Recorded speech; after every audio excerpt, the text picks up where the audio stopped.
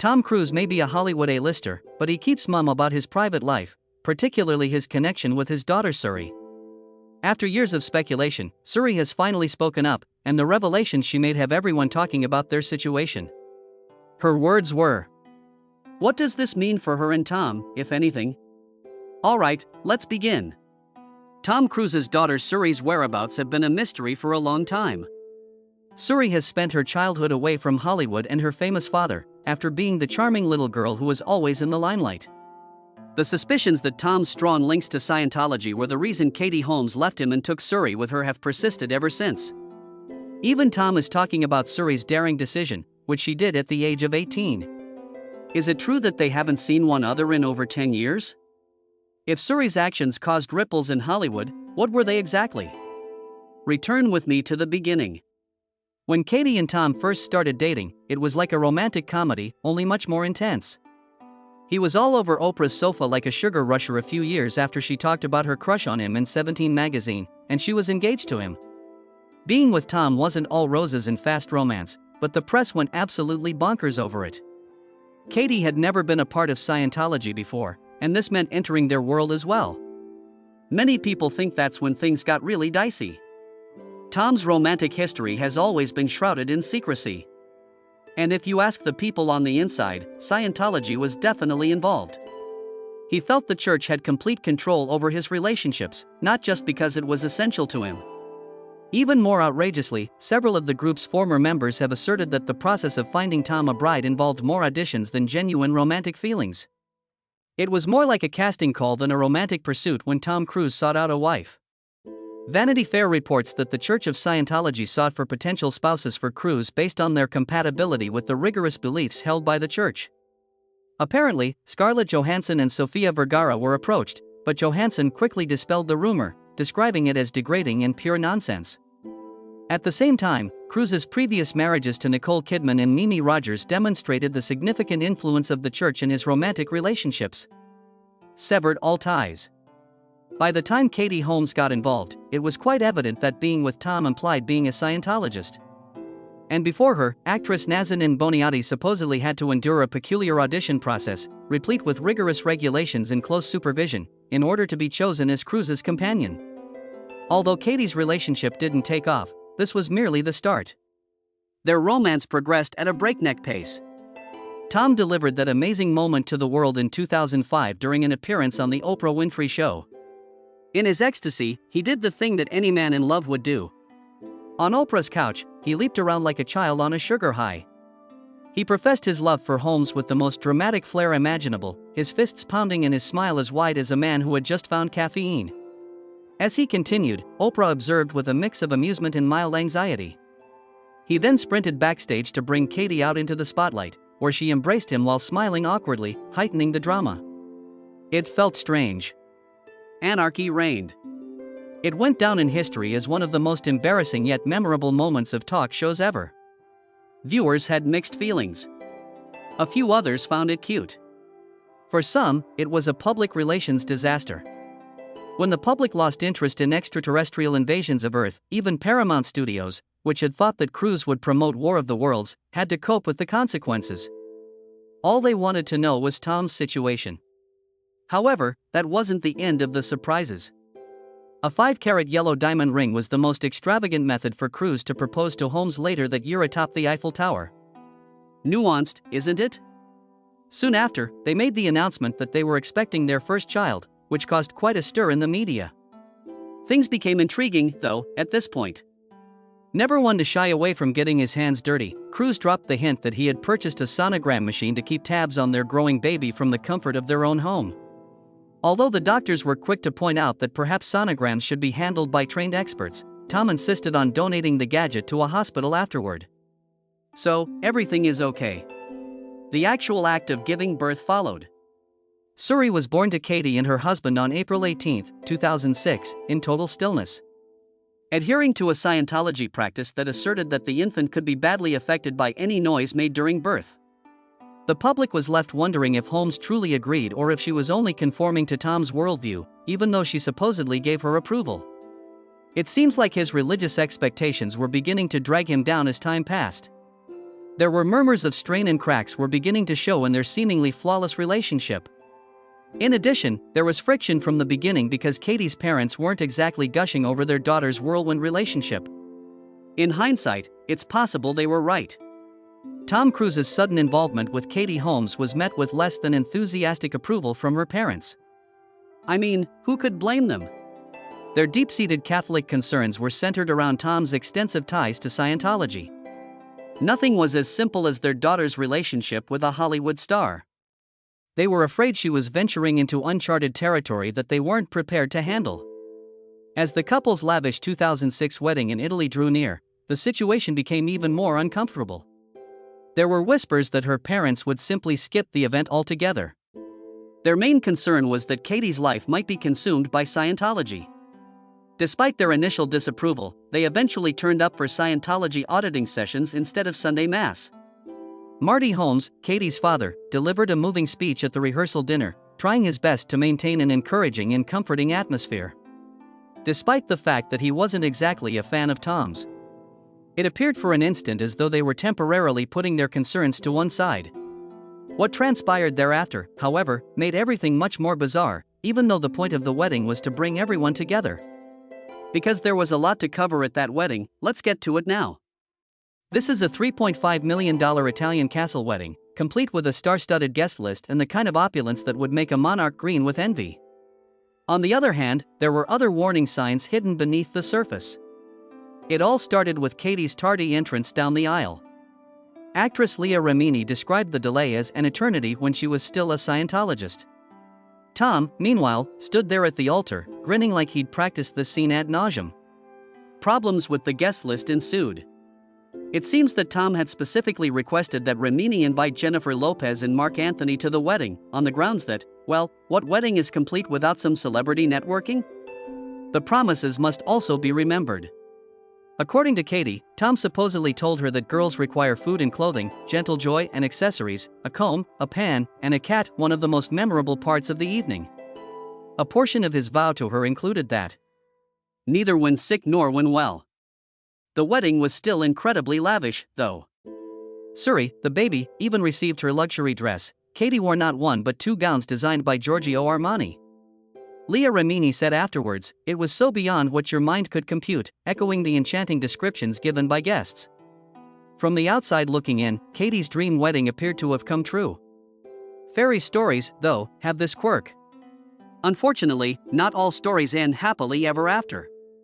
This was only the start of a marriage that would quickly become tumultuous, isolating, and controlled, despite the glamorous attire and A-list attendees.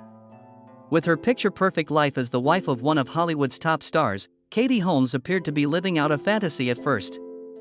However, those closest to her began to notice something was wrong with her as time passed. She had changed from the vivacious and self-assured lady they had known before. She turned robotic in her demeanor and withdrawal. There was more to Tom Cruise's life than romance and celebrity appearances. There were a lot of regulations attached to it, and she had nothing to do with making them. They were commanded by Scientology. As Tom's wife, Katie was expected to do more than simply support his beliefs. Constant supervision was required since she was expected to live it. Even in their own house, Tom's handlers were never far away. Think about the awkwardness of trying to have an intimate chat with your husband while his entourage watches from the shadows. People were assigned to watch Katie's every step, so she was never alone. The peculiar dynamic was noticed even by journalists. During a supper with the couple in 2010, Maureen Orth noted that the admirers were often interrupting them. The interruptions, however, were not the most notable aspect. Katie had that reaction. "Oh, we don't go outside very much. That's not normal." And over time, it only got worse. Katie shrugged and responded to Orth's comment about how hard it must be to go out in public by separating herself from friends, family, and her life before Tom. Katie had transformed into someone very different by the time Deb Baer, who had interviewed her when she was young and naive for 17 magazine, fought back on their interview. Reciting the same manufactured praise for Cruise like a broken record, the girl who had previously been poetic about her aspirations and objectives now seems unnaturally contrived. This was noticed even by Jenna Miscavige-Hill, niece of Scientology's leader. She understood the type of pressure Katie was under firsthand, having experienced it herself as a child growing up in the church. It was obvious from the outside that Katie was in a jam. After being married for 5 years, she then surprised everyone by doing something unexpected. A real dash for it was her expression. Her shocking divorce filing in June 2012 caught everyone by surprise. What about the time? Brutal. A few days prior to Tom's 50th birthday, word got out. Tom, I hope you have a happy birthday. I hope you enjoy pleasant surprises. To be 50 and then it hits you. This is it, he said in a subsequent interview. What life can do to you. Despite initially choosing to keep their wedding bands on, Tom and Katie eventually decided to take them off. Regarding Tom, his 2 elder children, and his representative issued a statement expressing their profound sadness. However, Katie felt as though she had been born again.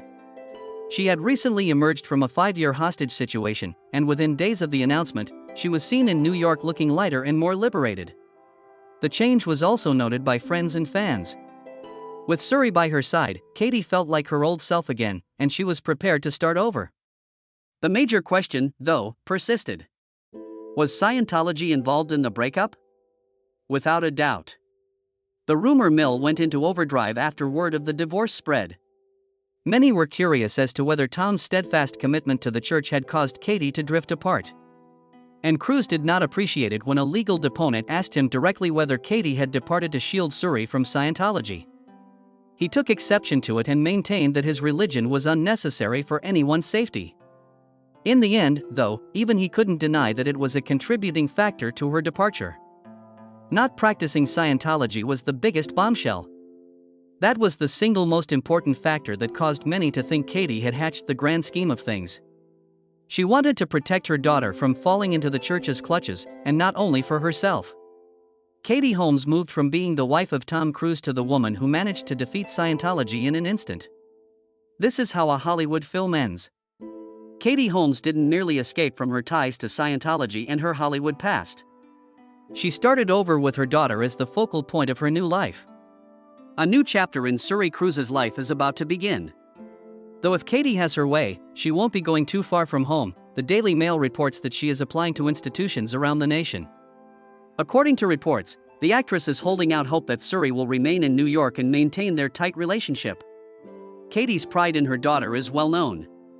But she is also infamously overprotective, which appears to be par for the course when your ex-husband is Tom Cruise and your background involves running away from a strict religious tradition. Not just any famous kid, though, Suri is special. This girl has always been stylish, and she has been working on her own personality for a long time, beginning with her style. She was bold enough to say what she thought even when she was a little girl. In an interview she gave to Elle in 2011, Holmes described how her then 4-year-old daughter Suri would playfully criticize her clothing choices. Her words to me were, "I don't like your pants. I'm sporting brown suede pants today." Then she'll insist that you wear these shoes. She's quite perceptive. The combination of brutal honesty and forward-thinking style is deadly. The focus should not be solely on clothing. Fitness is another common ground for Suri and Katie. Holmes admitted to Shape magazine that her workouts do overlap, but she never forces them. Leaving yoga classes side by side, the two are seen wearing matching athleisure outfits that Suri's developing sense of style nailed. Despite the notoriety of her surname, Suri has maintained an incredibly modest lifestyle. Suri, in contrast to other reality TV star kids, takes delight in the little things, going for walks with her dogs, watching Dirty Dance with her mom, and planning for the future. While she has dabbled in Hollywood by providing her voice for Holmes movies, she is far from being the kind to go after the limelight. At this point in time, she is merely a young woman navigating her future. By ending her marriage to Tom Cruise in 2012, Katie Holmes not only reclaimed her independence, but she also gained full custody of their daughter, Suri. That action laid the groundwork for their new existence together, which was based on Holmes's grit and resolve. Holmes, who rose to fame on Dawson's Creek, has amassed a substantial fortune over the years. Her alleged total profits from the show were $4.2 million, with an additional $1 million from Batman Begins. Still, she wasn't done yet. Real estate and economic enterprises were new areas of focus for Holmes, increasing her estimated wealth to $15 million. For someone who began in a little Ohio town, that's not terrible at all.